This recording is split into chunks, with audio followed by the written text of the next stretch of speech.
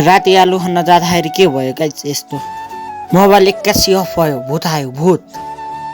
Hello hello hello family के छ मेरो त सबै ठिकठाक अनि तपाईँहरूको के छ। आज चाहिँ दाजुभाइ मिलेर गयौँ राति आलु खन्नेर जाँदाखेरि चाहिँ हामी भर्खर बिहानको जसरी लुखुर लुखुर लुखुर दाजुभाइ हिँडिरहेका थियौँ। बाटो अँध्यारो थियो, हामी दाजुभाइ लड्दै पढ्दै गइरहेका थियौँ। बारी खेत कतिखेर आउँछ भनेर हामी हेरिरहेका थियौँ। अनि यहाँ चाहिँ भाइ रमाएर आज आलु र कौडी खाने भनेर रमाइरहेको थियो। त्यही त रमाएर आनन्द भइरहेको थियो। हामी चाहिँ फाइनली बारी खेत पुगेर भाइ चाहिँ म पहिला आलु खन्छु भनेर आलु खन्न थाल्यो। उसले चाहिँ आलु खन्छु भनेर मसँग कुटो खोस्यो। मैले पनि खन भने उसको इच्छा मरुन्जेल खन्न लाएँ है त गाइस। कसरी खन्यो होला त, आलु पनि भेटेन भन्थ्यो मलाई घरिघरि।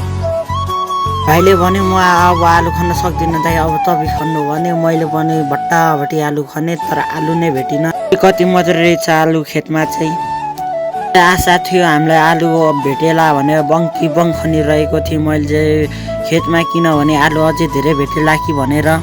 मेरो मल एक्कासी अफ भयो। भाइ भन्यो भूत आयो भूत भाग। र मल एक्कासी अफ भयो र हामी घर आयौँ। आजको लागि यति नै, बाई बाई गाइज।